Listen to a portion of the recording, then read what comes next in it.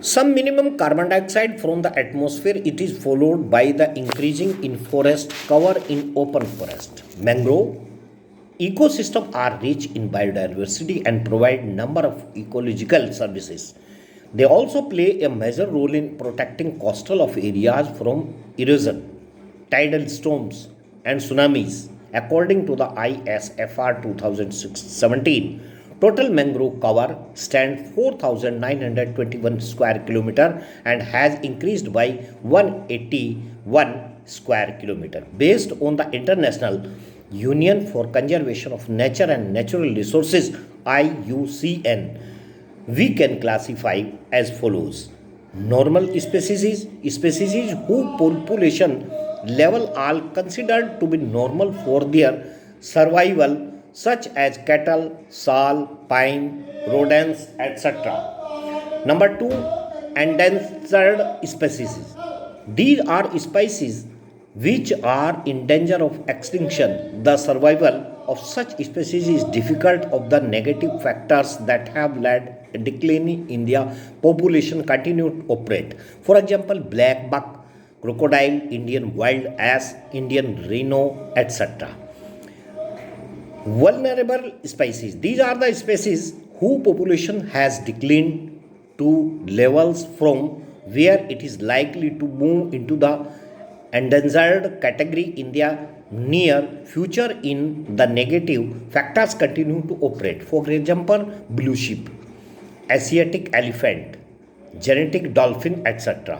Rare species, species which small population may move into the enhanced to vulnerable category if the negative factors affecting them continue to operate. For example, Himalayan brown bear, desert fox, hornbill, etc.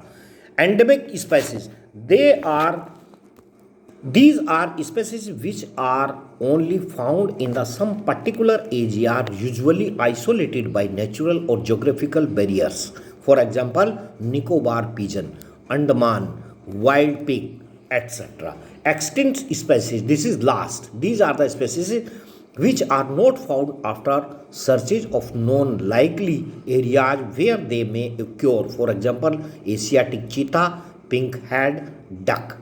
What is IUCN and conservation of forest and wildlife in India? This is the lesson that wildlife I should teach you these types of distribution of forest and life wild. Some are reserve forest, some are protected forests, unclassified forest. In India, much of these forest and wildlife resources are either owned or managed by the government through the forest department or other government departments. There are classified under the following categories: reserve forest. More than half of the total forest land has been declared reserve forest. Reserve forests are regarded as the most valuable as far as the conservation of forest and wildlife resources are concerned. Number two, protected forest. Almost one third of the total forest area is protected forest as declared by the forest department. This forest land are protected from any further depletion.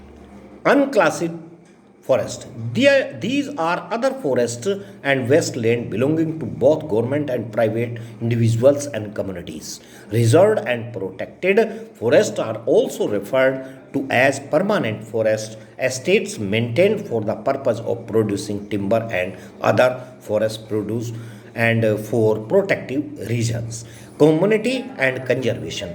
This is the topic of lesson number 2, forest and wildlife resources. You should read this lesson, you should study this lesson, and you should watch this video compulsorily. Okay, thank you.